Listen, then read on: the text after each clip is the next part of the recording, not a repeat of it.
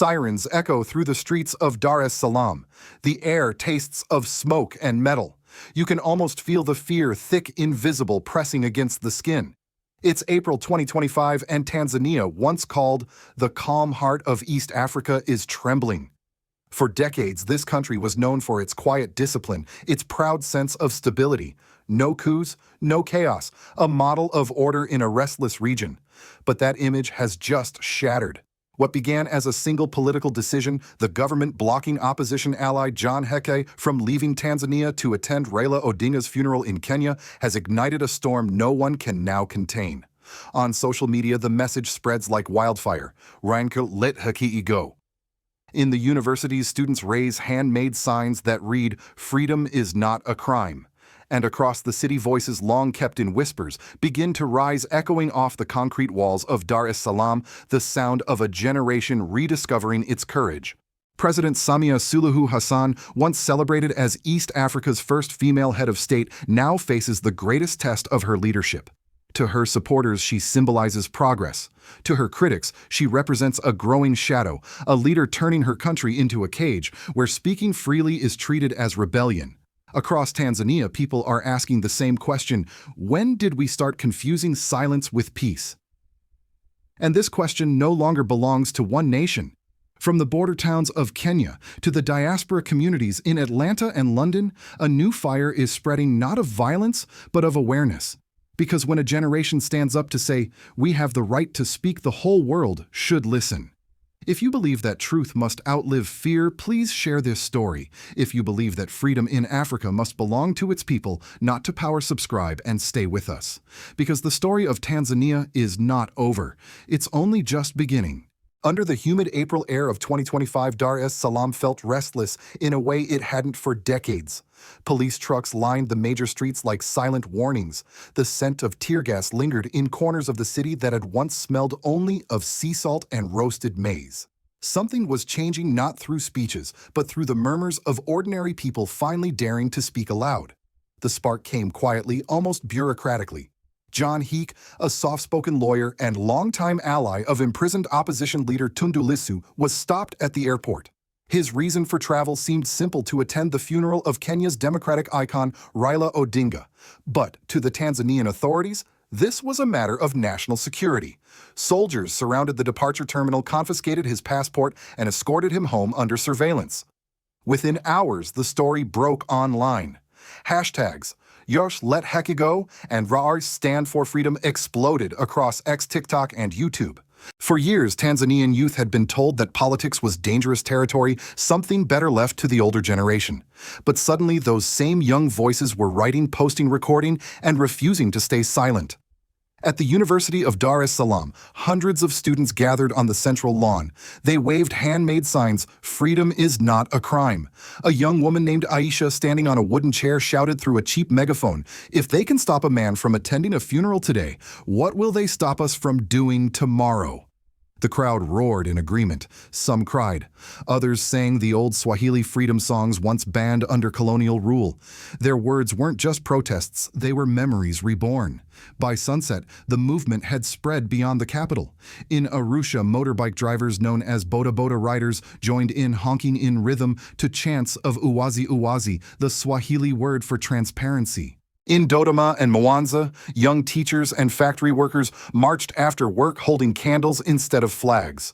For them, it wasn't about John Heke alone. It was about dignity, about living in a country where truth didn't have to hide behind fear. Inside government offices, panic grew. State television interrupted regular programming to warn against foreign-influenced unrest.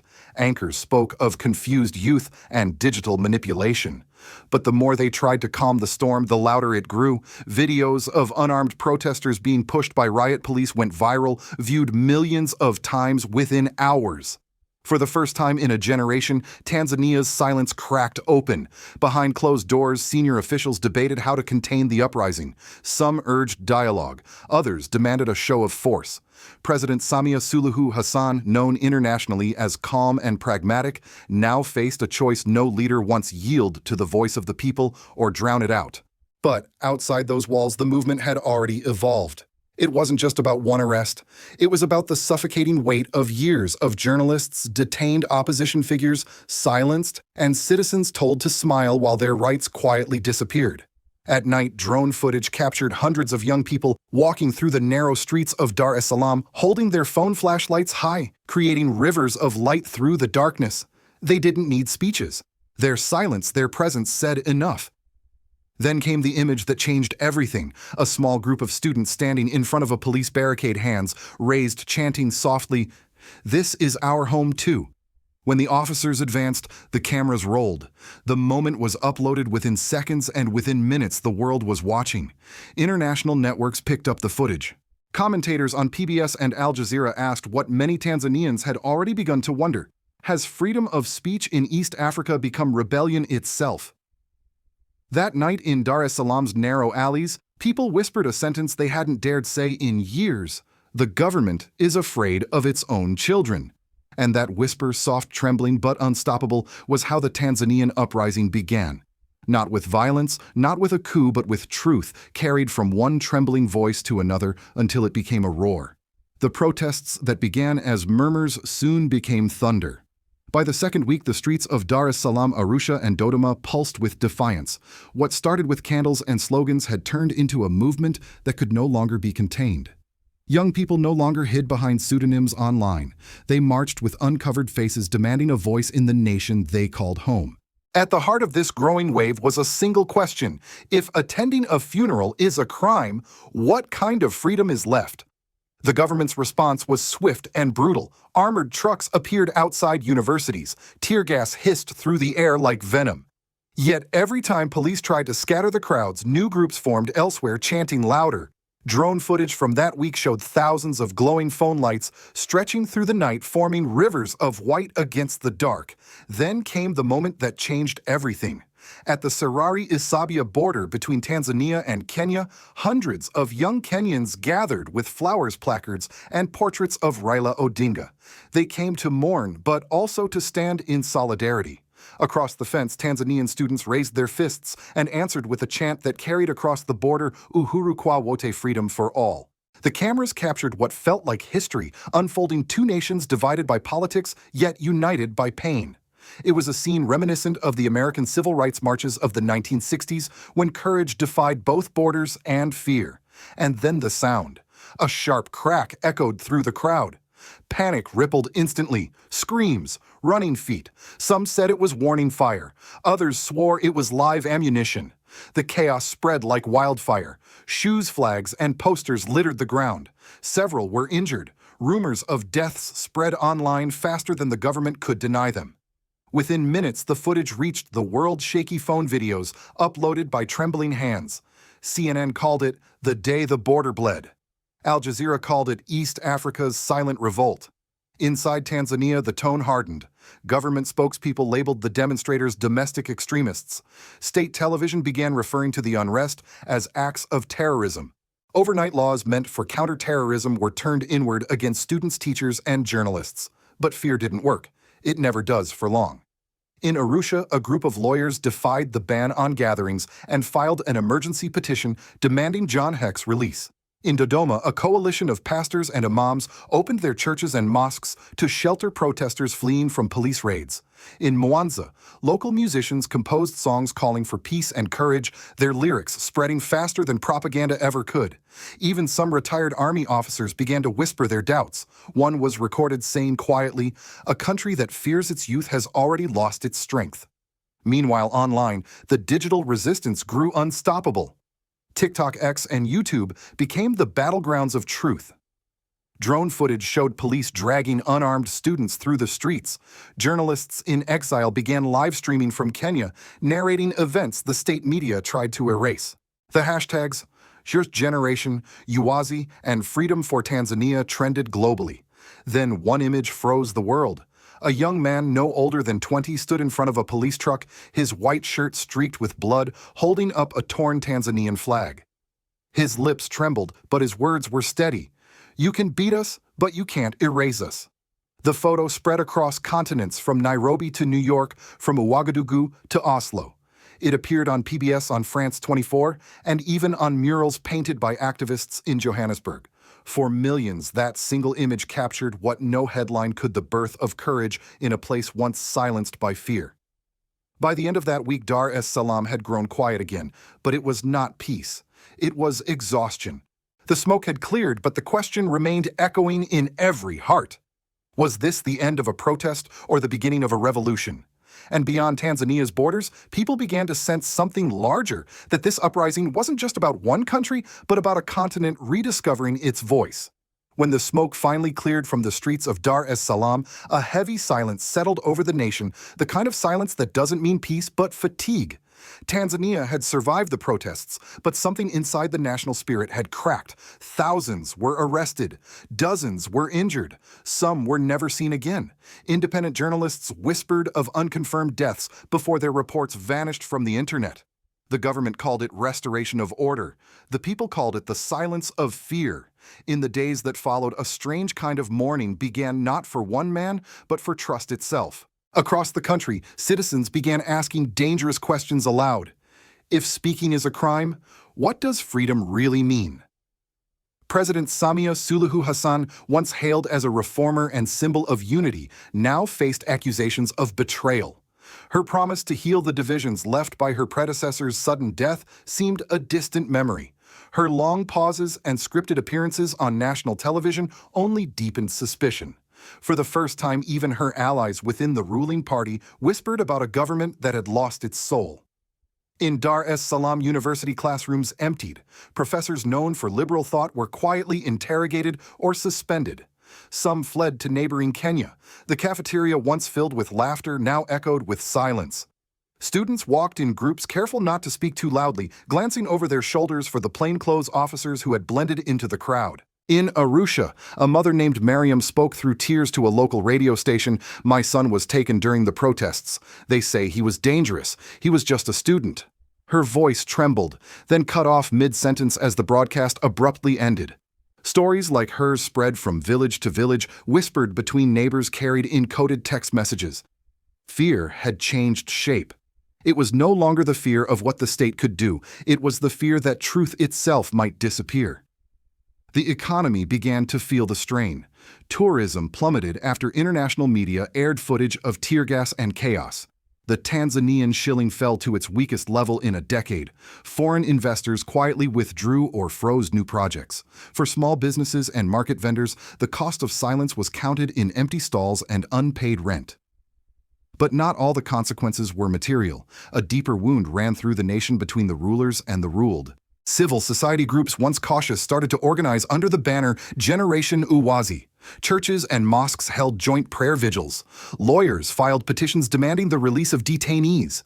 Even underground media outlets began using encrypted channels to report stories too dangerous for mainstream news. Their slogan spread across social media: "We don't need revenge. We need justice." Within the ruling party itself, cracks appeared. Some senior members worried that the crackdown had gone too far, damaging Tanzania's international image. Diplomats privately warned that isolation could follow. A few brave voices suggested opening dialogue with youth movements, but they were quickly silenced. Still, the damage was done. The idea of Tanzania as East Africa's calm heart had vanished. In its place stood a country haunted by its reflection, outwardly stable, inwardly fractured. And yet amid despair, a quiet resolve began to take root.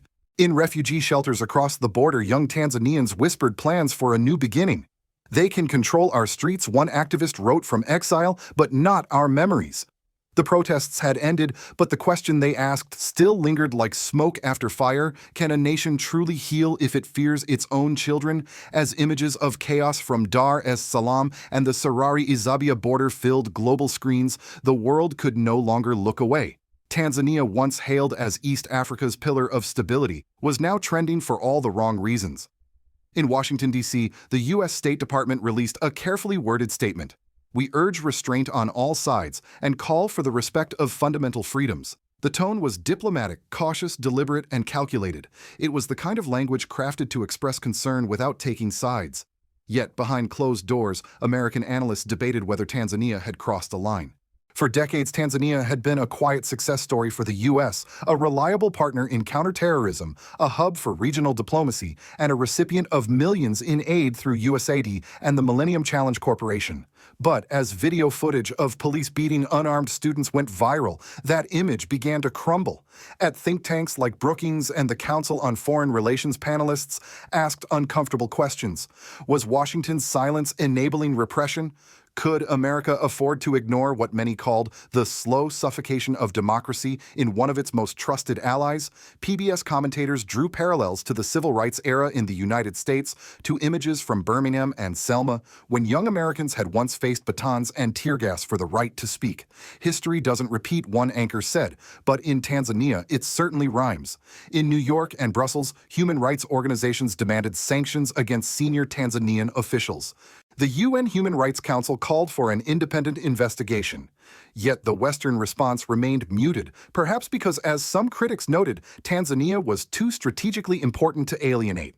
The U.S. was juggling crises in the Horn of Africa, Gaza, and Ukraine, and so while statements were made, the silence between them grew louder. Across Africa, however, the reaction was anything but quiet. In Kenya, opposition leaders condemned the arrests and called for solidarity marches. In South Africa, Parliament debated whether the African Union should intervene, warning that Tanzania's repression could set a precedent for the continent's fragile democracies. And then a voice rose from the West African heartland. During a youth conference in Ouagadougou, President Ibrahim Traore of Burkina Faso declared a democracy that silences its people is no democracy at all. Those words spread like wildfire. They were replayed on radios from Dakar to Dar es Salaam. To many Africans, Traore's statement captured what they felt, but could not yet say that true sovereignty begins with the right to speak. European reactions diverged. The BBC framed President Samia's dilemma as a woman leader under immense pressure. Le Monde in Paris accused Western powers of double standards, quick to condemn certain regimes, but hesitant when an ally is involved. Meanwhile, Russian and Chinese state media seized the opportunity. On RT Africa and CGTN, commentators mocked the Western narrative of democracy building, calling Tanzania's unrest proof that imported models of governance cannot survive African realities. In the African diaspora from Atlanta to Toronto, Tanzanian students marched through city centers carrying signs reading "Justice for Lissu, Freedom for Heke." The older generation of African Americans joined them, recognizing echoes of their own past struggles. It's the same song, said one marcher in Washington, just a different rhythm. By the end of 2025, as the headlines shifted elsewhere, one truth remained. Tanzania's unrest had forced the world to confront an uncomfortable question. How many democracies must fall before the world stops confusing stability with freedom? Dawn returns to Dar es Salaam, but the air still feels heavy. The chants have faded, the posters are gone, and the smell of smoke has been replaced by the uneasy calm of exhaustion. On television, government spokespeople call it the restoration of order. But in the streets, people whisper a different phrase, the silence of fear. Tanzania stands at a crossroad. One path leads back to control, to the comfort of authority and the illusion of peace. The other points toward accountability risk and the painful rebirth of democracy. For now, no one knows which direction the nation will choose. But one thing is certain, a generation has awakened, and once people have learned to speak, it is impossible to make them forget the sound of their own voices. Beyond Tanzania, the lesson echoes across the continent. In Nairobi, Accra, Ouagadougou, and Addis Ababa, citizens are watching closely. They see that democracy is not a gift handed down by presidents or donors. It is a muscle that must be exercised, or it weakens. When governments begin to fear their youth, the future itself is in danger. And for those watching from afar in Washington, London, Paris, or Atlanta, the images from East Africa stir something familiar. The raised fists, the police lines, the unarmed courage. It is a reminder that the struggle for freedom is never foreign. It is universal. Democracy, wherever it lives, breathes only when its people dare to protect it. The Tanzanian crisis may fade from headlines, but its message will not. It tells us that freedom cannot survive on applause and speeches alone. It must be defended in the quiet acts of conscience, by students who refuse to stay silent, by mothers who ask about their missing sons, by journalists who keep writing even when nobody dares to print. As the sun rises over East Africa, one truth remains: nations are not destroyed by noise, but by silence. So let us not look away. Let us listen to the voices that still whisper through Dar es Salaam's broken streets, the voices saying, "We want to be heard." If you believe that truth must travel farther than fear, please share this story.